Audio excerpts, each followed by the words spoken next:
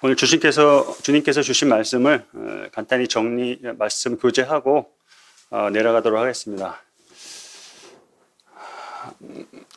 가끔 이제 어떤 사람들을 이제 보게 되면은 영화나 뭐 드라마나 보게 될 때 막 우는 사람이 있잖아요.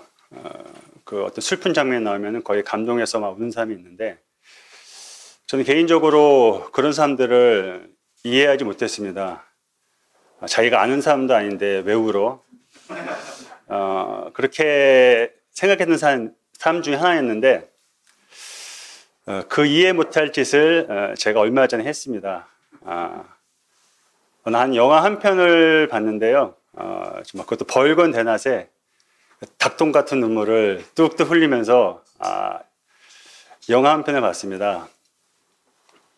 새로운 영화는 아니고요. 뭐 다 아시겠지만 그 2004년도 그 강재규 감독이 제작한 영화가 있습니다. 1000만 관객을 찍었던 영화인데 바로 태극기 휘날리며라는 영화입니다. 1000만 관객을 찍었기 때문에 아마 그 당시에 모든 성인들은, 학생들은 아마 다 봤을 거라고 생각이 듭니다. 혹시 못 보신 분들을 위해서, 또 기억이 가물가물하신 분들을 위해서 간단하게 내용 줄거리를 설명하도록 하겠습니다. 주인공은 진태하고 진석이라는 두 형제를 통해서 한 가족사가 쭉 일어나는데요. 이 진태라는 형은 가족을 위해서, 특별히 동생 진석이를 위해서 자기의 모든 것을 희생하며 가장 역할을 했던 그런 형입니다. 이제 6.25가 발발을 하고 이 동생이 우연치 않게 학도병으로 징집이 됩니다.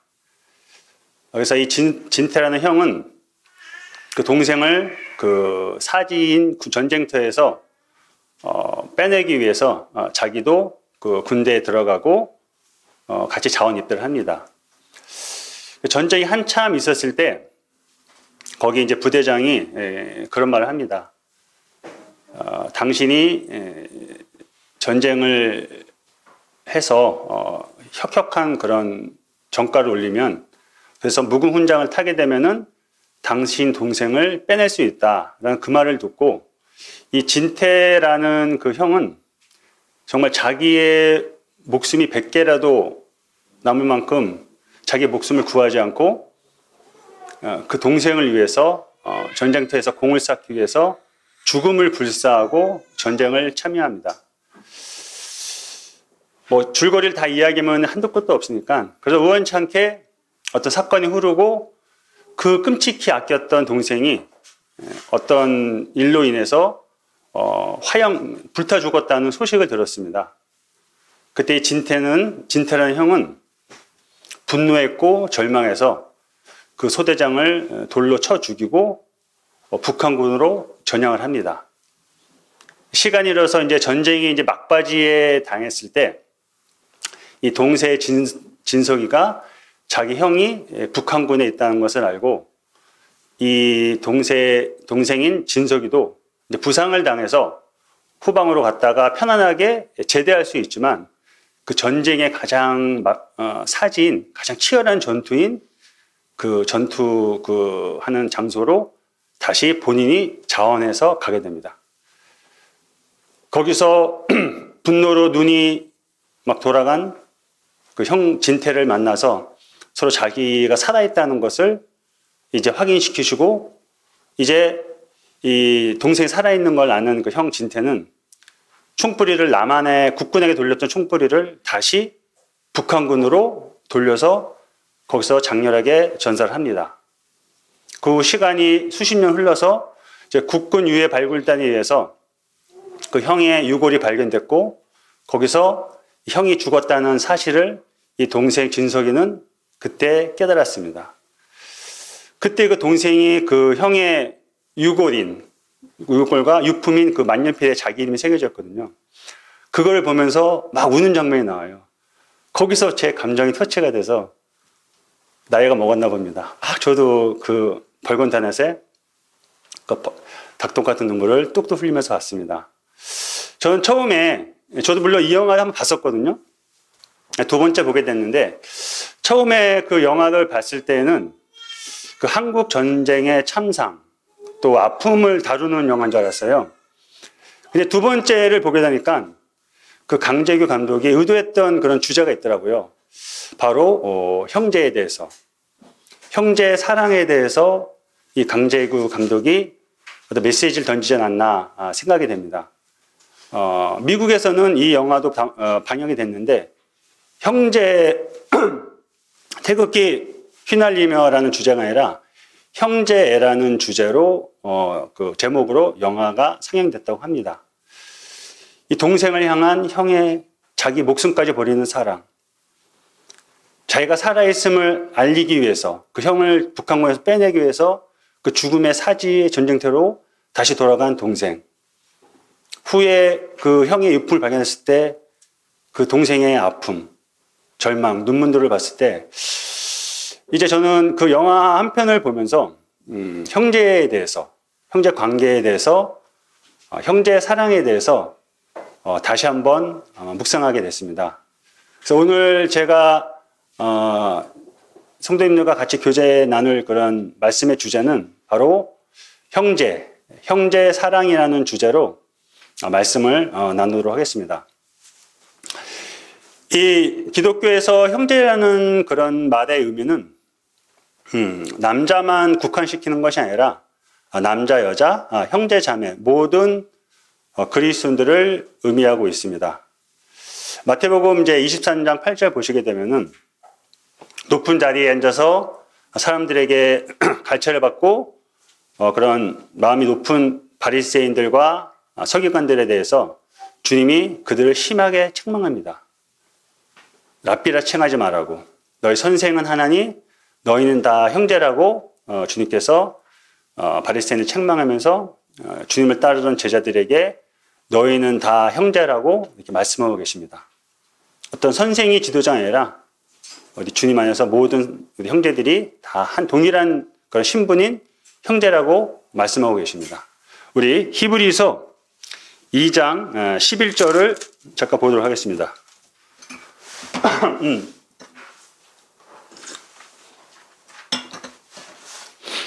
히브리서 2장 11절 찾으셨으면 다 같이 한번 우리 큰 소리로 11절만 한번 읽어보도록 하겠습니다. 자, 시작. 거룩하게 하시는 이와 거룩하게 함을 입은 자들이 다 한 근원에서 난지라. 그러므로 형제라 부르시기를 부끄러워하지 아니하시고. 거룩하시게 하시는 이와 거룩함을 입은 자들이 다 한 근원에서 났다고 합니다. 우리 하나님 안에서 우리가 난 자들이고 우리를 거룩하게 하신 주님, 또 거룩하게 하신 임은 우리들이 다 형제라고 하셨고 주님이 우리를 형제라고 부르기를 부끄럽지 않다고 기록되어 있습니다. 그 영화를 보면서 이 말씀이 이제 묵상이 되면서 정말 감사가 됐고요. 이 주님께서 이 나 같은 자를 형제라고 부른다는 사실에 대해서 너무 감동이었고 감격이었고 정말 분에 넘치는 그런 대우를 받았고 앞으로 받을 것이라는 생각할 때 정말 감사가 됐습니다. 우리 자신들의 모습들을 전에 볼 때 주님 믿기 전에 주님께서 우리를 형제라고 부를 만한 그런 모습들이었나요? 예배 가운데 형제님들의 자신의 옛 모습들을 쭉 이제 묵상하면서 우리가 정말 얼마나 악한 자였습니까? 저도 나이를 먹고 그 성경 말씀을 한 번, 두 번 더 보면서 성경에 비춰봤을 때 정말 제가 정말 너무나 악하고 정말 추악한 죄인이었다는 것을 다시 한번 보게 됩니다. 이런 저를 주님께서 구원해 주신 것도 정말 감지덕지고 감사하잖아요. 근데 이런 저를 또 우리들을 형제라고 불렀다는 이 주님이 누구십니까? 하나님의 독생하신 아들이잖아요. 하나님과 동등하신 분이시고 창조주시고 거룩하신 분이시고 전능하신 분이신 그분이 우리를 똑같이 형제라고 부른 사실들이 너무나 감동이 됐어요. 하나님의 형상대로 지은 아담과 하와가 하나님의 은혜로 많은 복을 받았습니다. 생육하고 번성하고 충만하고 정복하고 다스릴 수 있는 복을 받았죠. 하나님께서 창조하신 모든 것들을 이름을 지었고요. 그런데 이 하나님과 아담과 하와가 하나님께 놀라운 복을 받았지만 어떻게 보면은 아담과 하와는 하나님과의 관계에 있어서 창조주와 한 피조물의 관계밖에 되지 않습니다. 그러나 구원받은 우리 성도들은 어떻습니까? 에베소서 1장에 기록된 말씀처럼 우리가 하늘의 신령한 복들을 받은 자들입니다. 하나님께서 우리를 자녀 삼으셨고요. 우리가 이 크시고 높으신, 감히 쳐다볼 수 없고 입에 거론할 수 없는 그 높으신 하나님을 우리가 아버지라고 부르는 자가 됐습니다. 또 그 독생하신 아들, 하나님과 동등하신 만왕의 왕이신 주님께서 우리를 형제라고 부르셨습니다. 이 얼마나 놀라운 특권이며 감동입니까? 우리가 현실에 살고 있는 우리 모습이 어떻게 보면 보잘것없고 좀 내설 거 없을 수가 있습니다. 그러나 사랑하는 성도님들, 세상에 당당히 나가십시오. 우리는 물론 세상에 대해서 겸손하게, 그리스도인으로서 겸손하게 살아야겠지만 우리는 충분히 자존감을 가지고 어깨를 펴고 세상에서 그리스도인답게 살 수 있는 자들입니다. 물론 살아야 되는 자들입니다. 시편 16편 보시게 되면은 땅에 있는 모든 성도들은 존귀한 자들이니 나의 모든 즐거움이 바로 그들에게 있다고 시편 기자가 기록되어 있습니다. 우리 같이 보잘것없는 이 성도들을, 이 형제들을 하나님께서는 하나님의 모든 즐거움이 우리에 있다고 그렇게 기록되어 있습니다. 자, 우리 자신들이 정말 대단한 특권을 가진 자들 아닙니까? 저 옆에 우리 성도님들에게 당신은 존귀한 자입니다 하고 큰 소리로 한번 불러주시면 감사하겠습니다. 자, 옆에 분 보시면서 자, 시작. 자, 안 들린 것 같습니다. 자, 시작. 다시 한번 하겠습니다. 네, 저는 그래서 오늘 형제사랑이라는 주제로 말씀을 하면서 형제 사랑의 세 가지 측면을 한번 좀 묵상을 하게 됐습니다. 먼저 우리 요한복음 13장 35절을 잠깐 보도록 하겠습니다.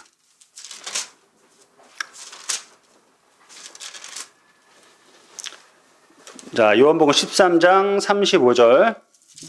자, 제가 읽어드리겠습니다.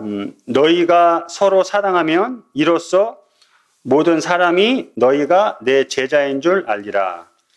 저 형제의 사랑의 세 가지 측면 중에서 첫째는 바로 형제의 사랑은 복음의 연장선이구나라고 소주제를 잡고 싶습니다. 이 주님께서 제자들에게 말씀하신 것처럼 너희가 서로 사랑하면 이로써 모든 사람이 너희가 내 제자인 줄 알리라고 제자들에게 친히 말씀하셨습니다. 이 제자라는 어떤 단어의 사전적 의미는 스승에게 가르침을 받거나 받은 사람을 우리가 제자라고 하죠. 기독교에서는 예수의 가르침을 받고 그 예수의 그 삶을 뒤따르는 자들을 우리가 제자라고 합니다. 우리 주님께서 이 땅에 하늘의 모든 영광을 버리시고 육신의 몸으로 이 땅에 오셔서 주님이 행하신 일들은 무엇일까요? 주님께서 몸으로 사랑을 행하셨고 또 사랑을 전하셨습니다. 하나님의 말씀을, 하나님의 나라를 선포하셨으며 이제 하나님의 때 모든 인간들의 죄를 대속하기 위한 화목제물로 십자가를 지셨습니다. 그 십자가의 좁고 고난 협착한 길을 피하지 아니하시고 십자가의 길을 걸으셨습니다. 그럼 제자들은 어떤 삶을 살아야 될까요? 동일하게 주님께서 세상에 전한 하나님의 사랑을 몸으로 전하고 말씀으로 전하고 또 십자가의 좁은 길을 우리가 믿음으로 걸어가는 것이 제자의 삶일 것입니다. 제가 그 강단에서 몇 번 저의 구원 간증을 하게 했습니다. 전 소제목을 형제 사랑은 복음의 연장선이라고 제가 말씀드렸습니다. 잠깐 또 저에 대해서 잘 모르신 분들이 있기 때문에 잠깐 이제 구원 간증을 하도록 하겠습니다. 제가 교회에 나오게 된 그런 결정적인 계기를 잠깐 말씀드리고 싶습니다. 사실 저희가 사당동 서울 살 때 여기 앞에 계시지만 김광수 형제님도 오셨었고 또 우리 모임에서 내노라 하는 복음 강사분들이 몇 분 오셨습니다. 물론 이제 효인이 형님도 오셨고요. 그때 뭐 믿지 않는 가족이 저희 아버지하고 저였거든요. 순하면서도 완고한 두 남자들이 있었습니다. 그래서 저희 둘을 깨트리시기 위해서 형님 오셔서 많은 말씀을 전했지만 저는 이렇게 귀에 들어오지가 않더라고요. 교회 방문하기 싫었습니다. 그 한 번뿐인 휴일날 교회에 와서 오기가 싫었습니다. 쉬어야 되니까. 그런데 제가 교회를 나오게 된 결정적인 계기가 있었습니다. 저희 어머니께서 다 아시겠지만 병중에 소천하셨습니다. 그것도 집에서 소천하셨고요. 저희 아버지께서 이제 집에서 장례를 치렀습니다. 그 당시 서울 사당동 집은 방 2칸에 미닫이 문이 있고요. 마루도 좁고 화장실도 한 개고 도저히 집에서 장례를 치를 만한 그런 장소가 아니었어요. 근데 저희 아버지께서 워낙 이제 주장이 강하시기 때문에 집에서 장례를 치렀습니다.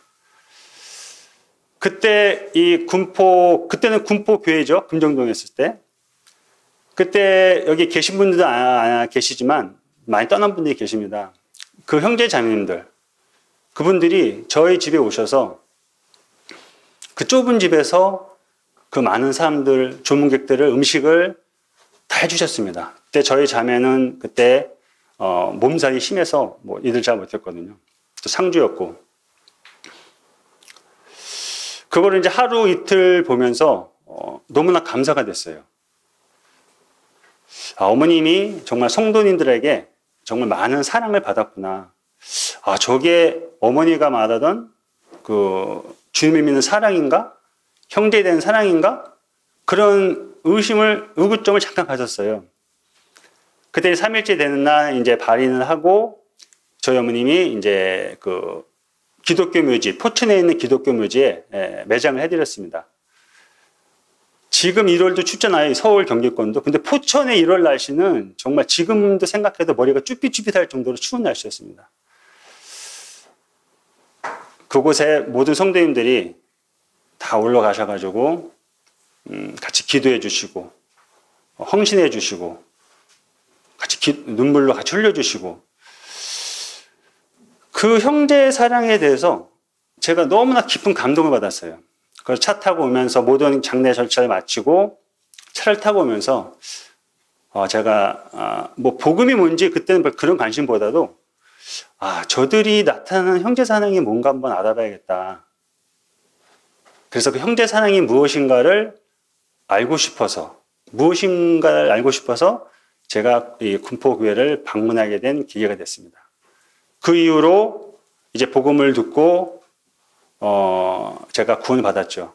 저희 자매도 구원을 받았고 정말 주님의 놀라운 그런 은혜로 저희 둘뿐 아니라 저희 처가집 식구들, 장모님, 처형, 조카들, 지금 저희 두 아이들까지 모두 하나님을 믿는 그런 믿음의 가정이 됐습니다.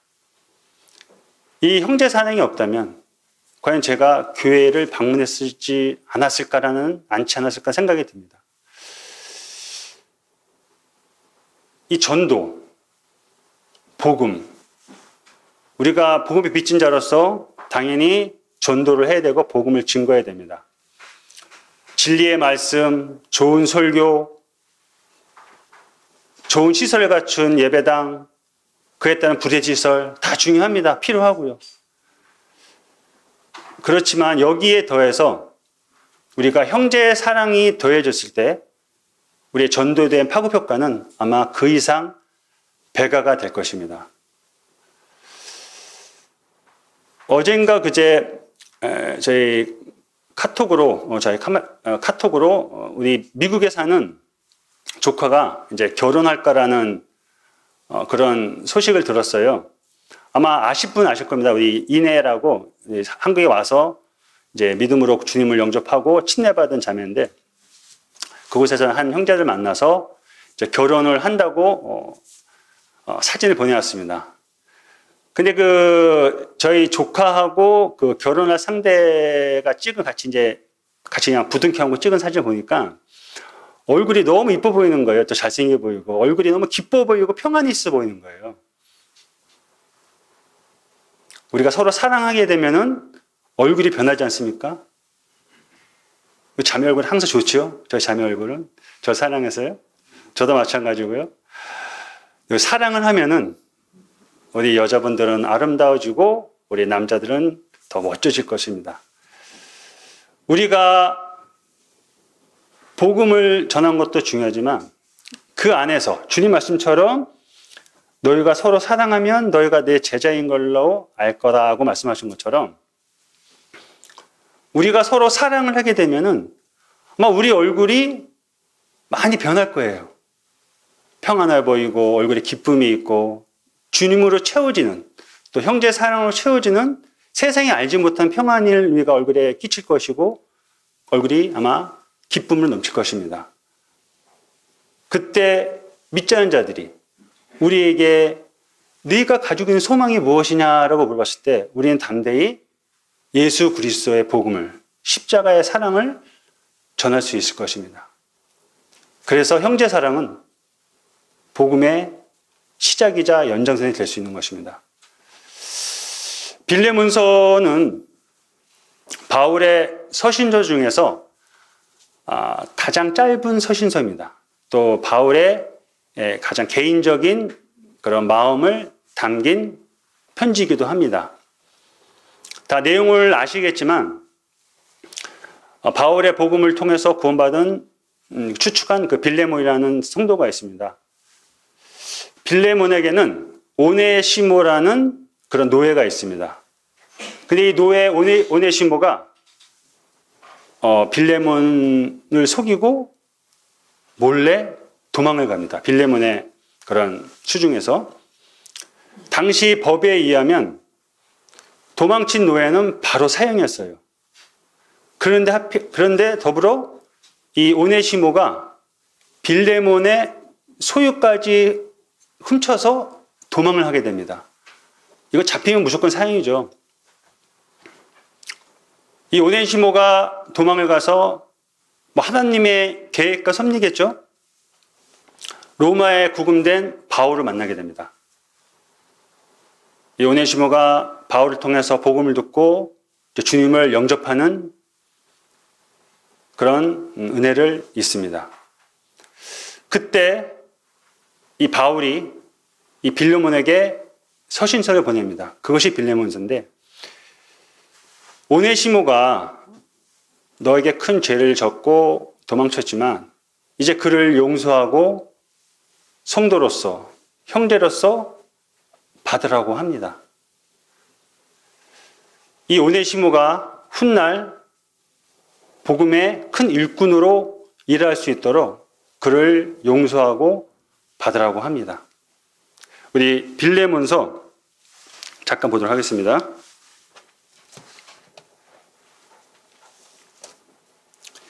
한 장에 있는 말씀인데요. 이 바울이 이 오네시모를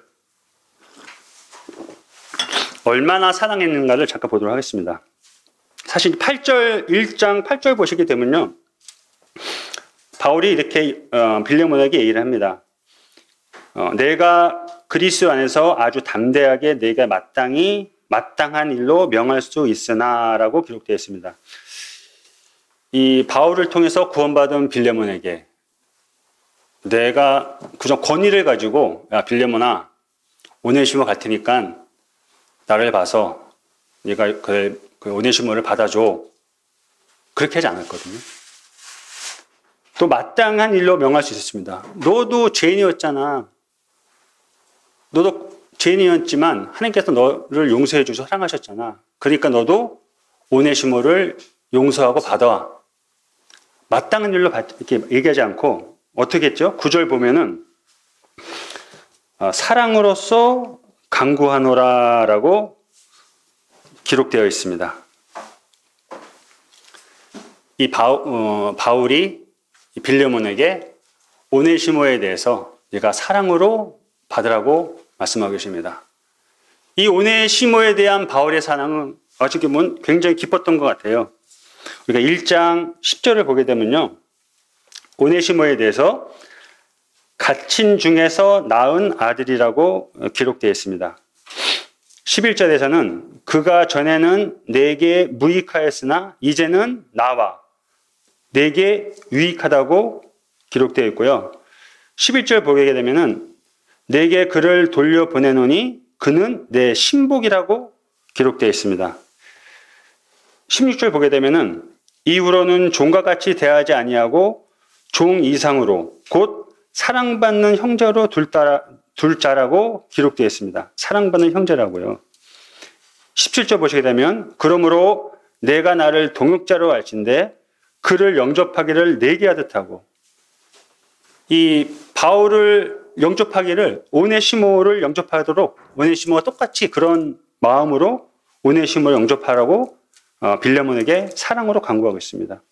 18절 보면 놀랍죠. 그가 만일 내게 불의를 하였거나 내게 빚진 것이 있으면 그것을 내 앞으로 계산하라고 말씀하고 계십니다. 오네시모가 네 소유를 가지고 도망갔는데 이 오네시모가 갚을 능력이 없으면 그걸 나한테 청구해라. 내가 대신 갚아주겠다고. 이런 바울의 간구를 빌레몬이 거부할 수 있을까요? 물론 바울이 빌레몬이 이 오네시모를 용서할 만큼의 믿음 있는 형제로 알았기 때문에 그런 사랑의 권유를 했을 것입니다. 만약에 이 바울 형제님이 오네시모를 이렇게까지 사랑 안 했다면은 아마 오네시모는 평생 잡힐 거라는 그런 두려움 속에서 살았을 것입니다. 또 어떻게 보면 잡혀서 죽음을 당할 수 있었을 것입니다. 이 바울의 사랑이 오네시모에 대한 사랑이 복음의 확장이 된 것입니다. 이 오네시모를 살렸기 때문에 사랑으로 살렸고 다시 빌레몬에게 보냈기 때문에 여기 바울 형제님의 기록처럼 나와 빌레몬의 유익이 됐다고 하였고 훌륭한 동역자라고 일꾼이라고 이렇게 명하신 것입니다. 우리 주변에 넘어진 성도들 있을 수 있습니다. 그러면 우리가 분들을 판단하거나 정죄하기 앞서 정말 이 바울의 마음으로 바울의 심정으로 그들이 다시 사랑으로 품는 것 그것이 바로 형제 사랑이고 그 사랑이 바로 복음의 연장선이 될 수 있는 것입니다. 이제 첫 번째 저는 소주제로 복음은 형제 사랑은 복음의 연장선이라고 말씀했습니다. 이제 두 번째는 형제 사랑은 세상을 이길 수 있다. 우리 요한일서 자 보도록 하겠습니다. 요한일서 우리 5장 1절에서 4절 요한일서 5장 1절에서 4절입니다. 제가 잠깐 읽도록 하겠습니다. 예수께서 그리스도이심을 믿는 자마다 하나님께로부터 난 자니 또한 낳으신 이를 사랑하는 자마다 그에게서 난 자를 사랑하느니라. 우리가 하나님을 사랑하고 그의 계명들을 지킬 때에 이로써 우리가 하나님의 자녀를 사랑한 줄 아느니라. 하나님을 사랑하는 것은 이것이니 우리가 그의 계명을 지키는 것이라. 그의 계명들은 무거운 것이 아니로다. 무릇 하나님께로부터 난 자마다 세상을 이기니라. 하나님께로부터 난 자들이 세상을 이긴다고 하였습니다. 마태복음 이제 26장 50절 이후로 보게 되면은 가룟 유다의 배신으로 우리 주님을 잡으려 온 무리들이 있었습니다. 그때 그 성격 급한 다혈질인 베드로가 칼을 빼들어서 그 대제사장의 종의 귀를 잘라버립니다. 그때 주님께서 베드로에게 칼을 칼집에 도로 넣으라고 말씀하시고요. 칼을 가진 자들은 칼로 망할 것이라고 말씀하십니다. 그러면서 베드로에게 내가 12군단의 천사를 아버지께 부탁해서 보내주셔서 이 나를 잡으려는 이 악한 무리들을 다 제압할 수 있지만 주님께서는 그런 방법을 쓰지 않으셨어요. 그렇게 되면은 구약부터 이루어졌던 그 성경의 내용들이 이루어지지 않잖아요. 네가 어찌 그러면 어찌 성경이 응하겠느냐라고 주님께서 베드로에게 말씀하고 계십니다. 주님께서 이 땅에 오셔서 우리 왜 죽으셔야 되잖아요. 죽으시고 하나님의 능력으로 부활하셔서 하나님의 뜻을 완전히 이루는 것이 성경을 응하는 것이잖아요. 주님께서 이 자신을 잡아온 무리들을 힘으로, 물리적인 힘으로 제압할 수 있는 분이시지만 제압했다면 성경의 모든 일들은 이루어지지 않을 것입니다. 주님께서는 십자가로 그들을 이기셨다고 했습니다. 골로새서 2장 15절 보시게 되면은 통치자들이나 권세들을 무력화시키고 십자가로 이겼다고 말씀하고 계십니다. 요한복음 16장에서도 내가 너에게 평안을 주노라, 내가 세상을 이겼노라고 선포하고 계십니다. 그런 주님께서 이 자신을 잡으러 오고 책짓질하고 십자가에 높이 다른 자들에 대해서 어떻게 했죠? 주님의 능력으로 그들을 심판할 수 있지만 주님께서는 그들에게 그들의 죄를, 아버지여 저들의 죄를 알지 못합니다, 용서해달라고 하나님께 그들의 죄를 용서하는 기도를 하셨습니다. 물리적인 힘으로 세상을 이기신 것이 아니라 십자가의 사랑으로, 하나님의 사랑으로 세상을 이기신 것입니다. 우리 성도들에게 있어서 세상을 이긴다는 의미는 어떤 의미일까요?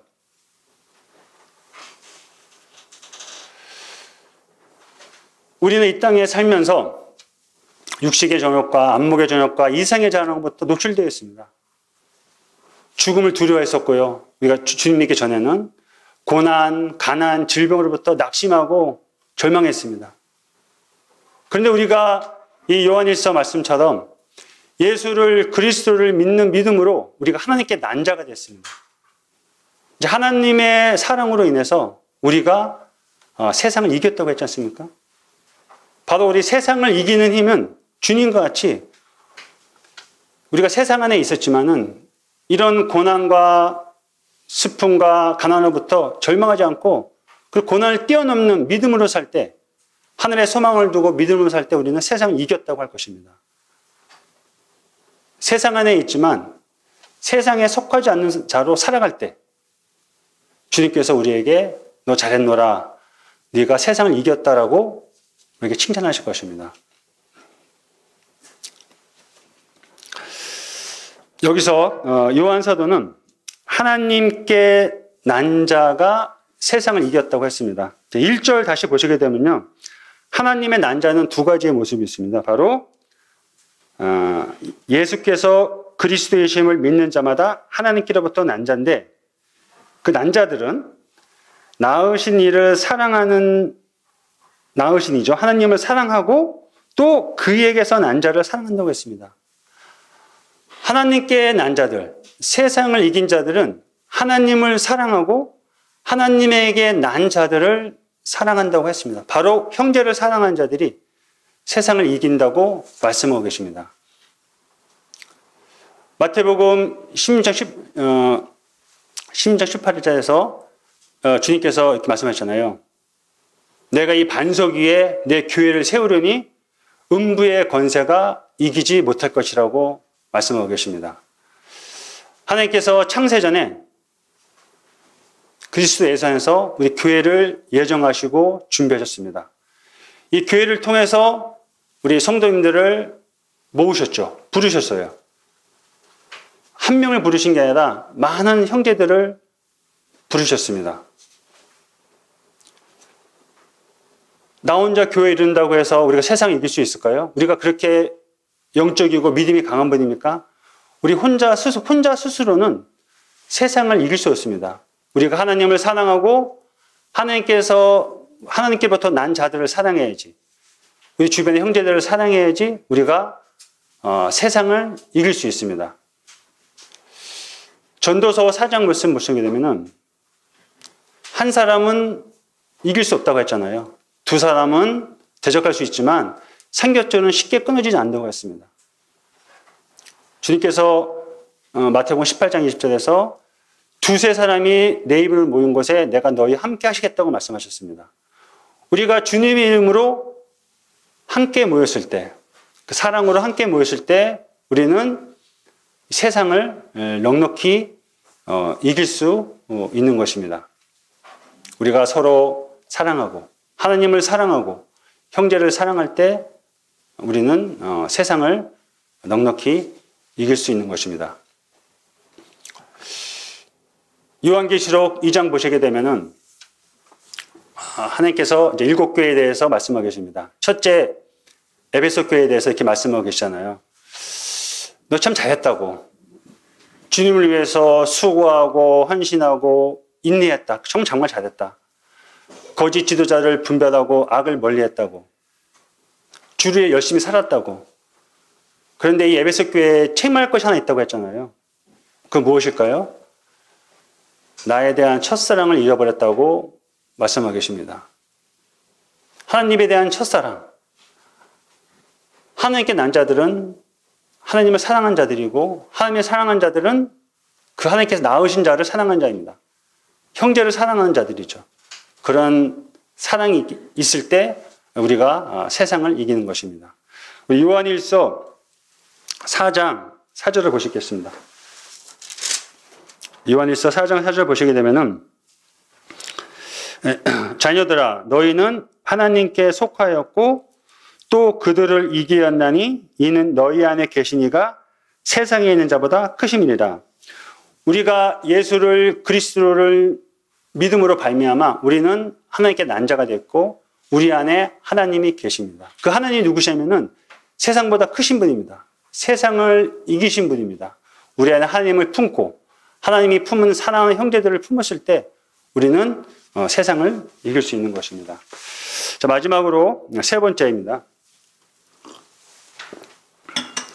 형제 사랑은 주님의 새 계명입니다. 다시 우리 요한복음으로 넘어가도록 하겠습니다. 요한복음 13장 14절을 잠깐 보도록 하겠습니다. 요한복음 13장 34절 제가 읽겠습니다. 새 계명을 너희에게 주노니 서로 사랑하라. 내가 너희를 사랑한 것 같이 너희도 서로 사랑하라.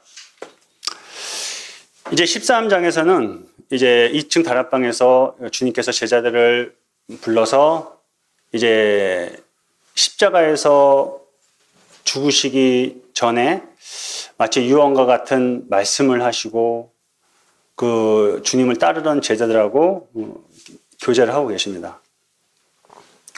이때 주님이 하신 첫 번째 행동은 바로 세족식이었잖아요. 제자들의 발을 다 일일이 씻기셨습니다. 그 높으신 분이 허리를 동이시고 수건을 가져와서 그 제자들의 발을 다 씻기셨습니다. 당시 중동은 더운 나라이기 때문에 그 슬리퍼라고 할까요? 신는데 다 이제 구멍이 뻥뻥뻥 뚫린 그런 신발이었어요. 그 흙길을 걷었을 때 제자들이 얼마나 발이 들었을까요? 사실 손님을 초대해서 발을 씻는 거는 이 주인들이 종들을 시켰거든요. 그 당시에 이제 모습을 보게 되면. 근데 주님께서는 그 종의 모습으로 내려가셔서 제자들의 발을 다 일일이 다 씻기셨습니다. 하물며 가룟 유다의 발까지. 그런 후에 가룟 유다가 나가자 주님께서는 나머지 제자들에게 이렇게 말씀하고 계십니다. 내가 너에게 새 계명을 줄게. 너희는 서로 사랑하라. 내가 너희를 사랑한 것 같이 너희도 사랑하라 라고 명령하십니다.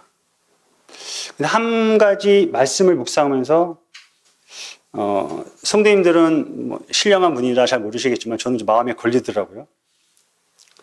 어떤 말이 걸리냐면은 주님께서 나를 사랑한 것 같이 상대방을 사랑하래요. 우리가 나한테 관계가 좋고 나랑 친밀한 관계에 있는 성도들은 사랑하는 거 어렵지 않잖아요. 다 사랑하잖아요. 그런데 그렇지 않은 형제까지도 사랑하라고 했습니다. 주님께서 나를 어떻게 사랑하셨습니까? 정말 하나님이 없다 하고 자기 좋을 대로 살고 약하고 음란하고 이 추악한 이 구더기도 못한 인생들을 사랑하셨잖아요. 이런 저희들을 위해 십자가에서 돌아가셨잖아요. 우리가 구원받고 이후에도 우리의 삶이 완전한가요? 여러분도 완벽하십니까? 저는 정말 자신 없습니다. 수없이 죄를 졌고 수없이 악을 행했고 그렇다고 제가 진짜 그랬던 건 아닙니다. 형도로서 그런 죄와 타협하고 주님이 아닌 세상 것들을 즐기고 이런 저희들을 끝까지 사랑하셨잖아요. 요한복음 13장 1절에서도 주님께서 자기 사람을 사랑하시되 끝까지 사랑하셨다고 했습니다. 이런 사랑을 내 옆에 형제들에게 하래요. 나를 사랑한 자들은 할 수 있잖아요. 그래서 주님이 주신 계명, 이 계명은 뭐 지켜도 되고 안 지켜도 되고 우리 입장에서는 선택의 여지가 없는 겁니다. 반드시 주님을 믿는 자들은, 주님을 나의 구주 영접한 자들은, 입으로 시인 자들은, 주님의 뒤를 쫓겠다고 고백한 자들은 이 계명을 반드시 지켜야 됩니다. 왜냐하면 주님의 새로운 계명이고 주님의 명령이기 때문입니다. 데살로니가서 5장 16절을 보게 되면 항상 기뻐하고 쉬지 말고 기도하고 범사에 감사라고 했잖아요. 우리 감정으로, 우리 인격으로 평소에 모든 일에 감사하고 기뻐할 수 있습니까? 살다 보면은 낙심할 때도 있고 열받을 때도 있고 화날 때도 있고 그럴 때 많지 않습니까? 근데 항상 기뻐해야 돼요. 범사에 감사하래요. 바로 의지를 들여서 그런 삶을 살으라고 말씀하고 계십니다. 요한일서 다시 돌아가 보면요. 5장 3절 보시게 되면은 이렇게 요한 사도가 기록되어 있습니다. 하나님을 사랑하는 것은 이것이니 우리가 그의 계명들을 지키는 것이라. 그의 계명들은 무거운 것이 아니로다. 사실 굉장히 무거운 계명이잖아요. 무거운 이 말씀들이잖아요. 근데 이 요한 사도가 무겁지 않대요. 왜 무겁지 않지? 난 굉장히 무거운데. 마태복음 우리가 11장을 잠깐 찾아보도록 하겠습니다. 마태복음 11장 28절 잠깐 보도록 하겠습니다.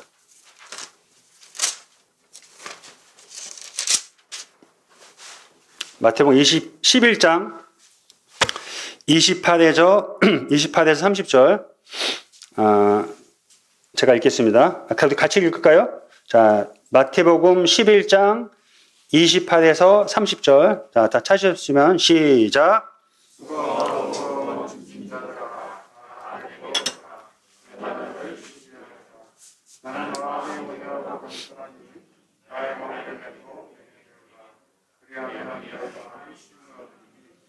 이는 내 멍에는 쉽고 내 짐은 가벼움이라.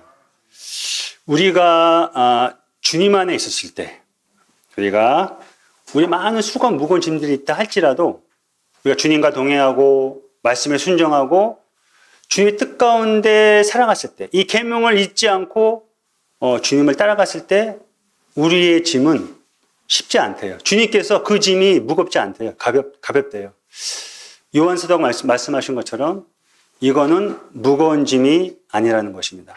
저희 빌립보서 4장 13절 다시 한번 보도록 하겠습니다. 빌립보서 4장 13절 너무나 유명한 말씀이죠. 제가 읽겠습니다. 내게 능력 주시는 자 안에서 내가 모든 것을 할 수 있느니라. 우리의 인격으로, 우리의 감정으로 내 주위의 성도들을, 지체들을 사랑할 수 없습니다. 한계가 있잖아요. 그런데 주님이 주신 능력으로, 그 능력으로 우리가 살 때 우리는 나와 관계가 아주 안 좋은 형제라도 그를 사랑하고 품을 수 있는 것입니다. 아마 그 형제 우애의 최고봉은 아마 누굴까요? 요셉이겠죠? 자기를 죽이려 했던 형들, 또 로마로, 애굽으로 노예로 팔아버렸던 형들. 시간이 흘러서 우리 요셉이 애굽의 총리가 돼서 자기를 죽이려 했고 팔았던 그 형들을 만납니다. 당시 이스라엘은 기근이 있어서 야곱이 그 아들들을 보내서 애굽에 가서 곡식을 좀 얻어오라고 했잖아요. 그때 애굽의 총리가 된 요셉이 그 형들을 보면서 이렇게 말하잖아요. 두려워하지 말라고. 이 애굽으로 보낸 것은 당신들이 아니라 하나님이라고. 후에 야곱이 이제 생명을 다하고 죽고 그랬을 때 이 형들은 불안했어요. 아, 이제 우리의 방패막에 된 아버지가 돌아가셨으니까 이제 요셉이 이제 우리들을 처절하게 복수할 거야. 두렵고 그랬을 때 요셉이 그 형들을 위로하잖아요. 두려워하지 말라고. 내가 당신들의 자녀까지 기르겠다고. 그러면서 당신들은 나를 헤아려 했지만은 하나님께서 이것을 선으로 바꿨다고 했잖아요. 바로 하나님의 사랑으로, 하나님의 관점으로 했을 때 내 인격으로, 내 감정으로 용서하지 못할 성도들을, 형제들을 사랑할 수 있는 것입니다. 우리는 이런 마음을, 이런 사랑을 또 품어야 될 것입니다. 결론을 말씀드리겠습니다. 우리 시편 133편 찾아보도록 하겠습니다. 시편 133편입니다.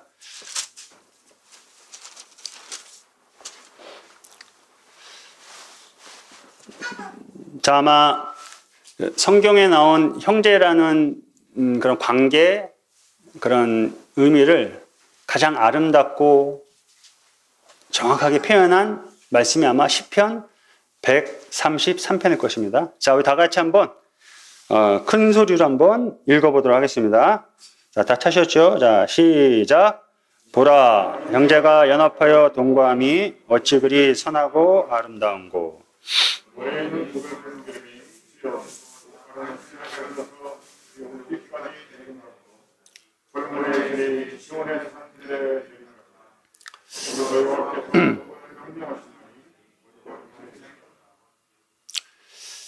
주님께서 보라, 어떤 방향을 전환하면서 중요한 메시지를 던지시는 것 같아요. 형제가 연합하여 동거함이 어찌 그리 선하고 아름답다라고 기록되어 있습니다. 좀 어디서 본 생각인지 모르지만 그런 생각도 들어요. 아유, 뭐 만나봤자 좋은 것도 없고 만나면 싸우니까 아예 안 보면은 싸우지 않을까? 그나마 갖고 있는 우애 같은 걸 지키지 않을까? 아예 보지 말지. 우리가 가족 간에도 교회 간에도 그럴 수가 있지 않습니까? 근데 우리가 싸우지 않기 위해서, 형제들 판단하지 않기 위해서 우리 연합하지 않고 동거하지 않는 것이 물론 어떻게 보면 소정의 목표는 달성이 있지만 과연 그것이 하나님이 원하시는 걸까요? 창세기 1장 쭉 보면은 하나님께서 막 첫날부터 여섯째 날까지 모두 창조하시잖아요. 뭐 산도 지으시고 바다도 지으시고 각종 동물, 새, 식물 다 지으시잖아요. 그때 하나님이 어떻게 표현하고 계셨죠? 보시기에 좋았더라라고 기록되어 있습니다. 하나님이 봤을 때 형제가 연합해서 동거할 때 하나님의 입장에서, 하나님의 관점에서 가장 선하고 아름답다는 거예요. 사랑의 반대가 뭘까요? 미움일까요? 사랑의 반대는 무관심이잖아요. 관심이 없는 거잖아요. 우리가 비록 모였을 때 서로 믿음이 다르고 생각도 다르고 의견이 다를 수 있잖아요. 여러 가지 조건, 환경 때문에. 우리가 비록 다투고 갈등이 있고 문제가 있다 할지라도 하나님께서는 그래도 너희가 연합해서 동거하는 것이 보기 좋다. 물론 우리가 사랑으로 연합하고 동거하면 좋겠죠. 근데 우리가 비록 문제가 있고 다툼이 있고 갈등이 있다 할지라도 그런 것들을 우리 말씀과 기도와 또 형제 사랑으로 잘 이렇게 다듬어 갈 때 하나님이 보시기에는 정말 아름답고 선하다고 우리가 말씀하고 계십니다. 어제 그 뉴스를 보니까 코로나19로 인해서 새로운 그 변이가 생겼죠. 오미크론인가? 뭐 기존에 있는 백신이 무력화시킬 만큼 아주 강력한 변이가 그 남아공을 시작으로 해서 벨기에에 발견됐고 모든 또 그 국가들이 빗장을 잠근다고 합니다. 이 코로나19로 인해서 세상에 많은 변화를 일으켰습니다. 그 중에 가장 대표적인 것들이 모든 것들이 이제 대면이 아닌 비대면으로 진행되는 것입니다. 얼마 전 그 연세대 총장이 이런 주장을 했대요. 앞으로 이 대학 교육은 새로운 교육이 시도될 것이다. 예전같이 강의실에 모여서 교수님을 통해서 교육을 받는 것이 아니라 이제 대면과 비대면을 혼합한 그런 통합 시스템을 통해서 교육이 이루어질 것이라고 말씀하고 계십니다.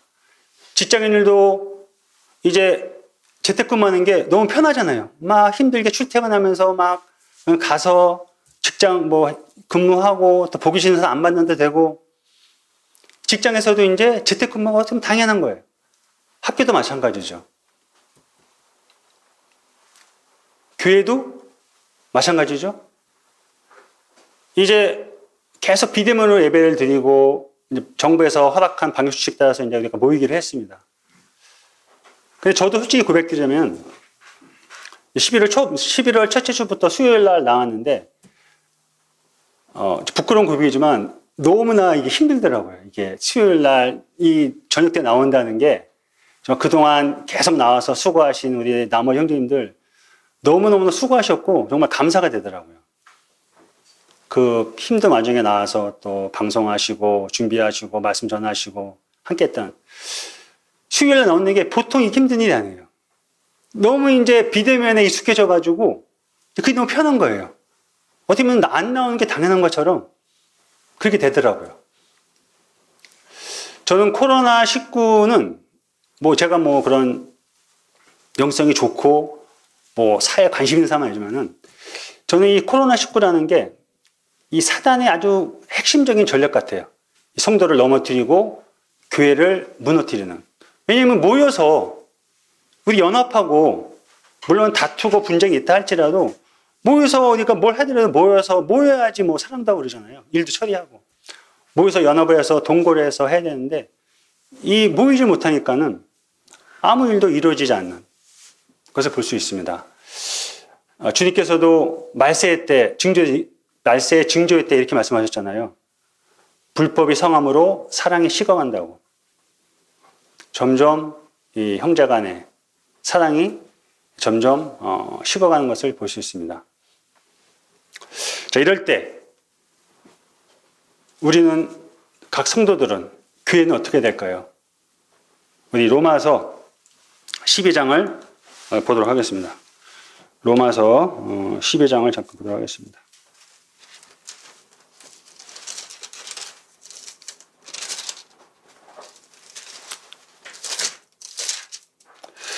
로마서 12장 이제 22절 보시게 되면 너희는 이 세대를 본받지 말고라고 기록했습니다. 우리가 이 코로나라는 시대에 물론 국가가 요구하고 정한 방역 수칙에 대해서 모여야 됩니다. 그거는 뭐 당연히 그렇게 해야 되죠. 우리가 위정자들에게도 복종을 했잖아요. 그런데 우리가 그렇지 않은 상황이 온다면은, 자연스럽게 온다면은 어떤 줌이라는 그런 비대면이라는 그 달콤한 유혹에서 벗어나서 우리는 이 세대를 본받지 말아야 됩니다. 비록 학교나 직장이 비대면이 장려가 되고 비대면으로 모여서 일한다 치더라도 우리 교회는 국가가 정한 수칙 안에서는 최대한 자주 모여야 되고 자주 연합을 해야 됩니다. 자, 이 세대를 본받지 말고 오직 마음을 새롭게 함으로 변화를 받아서 하나님의 선하시고 기뻐하시고 온전한 뜻이 무엇인지 잘 분별하라고 말씀하고 계십니다. 이 코로나19 시대 때 하나님께서 원하시고 선한 뜻 과연 무엇일까요? 이제 그 말씀들이 12장 4절로 보게 되면은 제가 읽겠습니다. 우리가 한 몸에 많은 지체를 가졌으나 모든 지체가 같은 기능을 가진 것이 아니니 이와 같이 우리 많은 사람이 그리스도 안에서 한 몸이 되어 서로 지체가 되었느니라. 우리에게 주신 은혜대로 받은 은사가 각각 다르니 혹 예언이면 믿음의 분수대로, 혹 섬기는 일이면 섬기는 일, 혹 가르치는 자면 가르치는 일로, 위로하는 자면 위로하는 일로, 구제하는 자는 성실함으로, 다스린 자는 부지런함으로, 긍휼을 베푸는 자는 즐거움으로 할 것이니라. 사랑에는 거짓이 없나니 악을 미워하고 선에 섞어라. 10절입니다. 형제를 사랑하여 서로 우애하고 존경하기를 서로 먼저 하며 부지런하여 게으르지 말고 열심을 품고 주를 섬기라. 소망 중에 즐거워하며 환난 중에 참으며 기도에 항상 힘쓰며 성도의 쓸 것들을 공급하며 손 대접하기를 힘쓰라. 이것이 바로 하나님께서 이 세대를 살아가는 우리에게 원하시는 선하시고 기뻐하신 뜻이 아닌가 생각이 됩니다. 우리에게 주신 은사대로 직분대로 성도님들을 섬기고 교회를 세워가는 데 있어서 우리가 정말 연합하고 동거를 해야 될 것입니다. 이 연합과 동거를 위해서 절대적으로 필요한 건 바로 형제사랑입니다. 이 형제사랑을 통해서 복음이 증거되고 확장되고 또 하나님의 또 말씀을 통해서 복음을 통해서 우리가 세상을 이길 수 있는 것입니다. 또 이 말씀이 우리에게 지켜야 되고 안 지켜야 되고가 아니라 하나님의 주님께서 주신 계명이기 때문에 이 계명을 반드시 지켜야 되고 지킬 때 우리는 형제사랑이 이루어지고 교회가 부흥할 것이며 세상을 이기는 우리 각 성도들과 교회들이 될 것입니다. 그래서 기도하고 말씀드리도록 하겠습니다. 네, 사랑하는 주님, 저 미련하고 저 입술이 뻣뻣한 저를 통해서 우리에 대한 또 우리를 향한 하나님의 마음과 뜻과 또 기뻐하시는 것과 선하신 것이 무엇인지 말씀을 주신 걸 생각할 때 감사를 드립니다. 참으로 약한 세대 가운데 저희가 살고 있지만 오늘 주신 말씀처럼 형제 사랑이 넘치는 우리 군포교회 되게 해주시고 그 사랑이 주변 이웃에게 좋은 향기가 돼서 구원의 또 전도의 또 복음의 향기로 나타나게 해주시고 또 이 말씀이 통해서 사는 성도들이 세상에서 움츠리거나 패배하지 않고 세상에 대해서 담대히 내가 세상을 이겨내라고 하는 주님의 고백처럼 저희가 담대히 세상을 또 형제 사랑으로 또 이길 수 있는 그런 성도들이 될 수 있도록 인도해 주시기를 원합니다. 또 주님께서 제자들에게 이 계명을 꼭 지키라고 말씀하신 것처럼 이 말씀들이 저희들 마음 가운데 마치 잘 박힌 목과 같이 잘 박혀서 저희들이 말씀을 묵상하고 몸으로 또 행함으로 그런 삶을 살아갈 수 있도록 인도해 주시길 원합니다. 오늘 함께 하신 주님께 감사드리며 우리 주 예수 그리스도의 이름으로 감사하며 기도드렸습니다.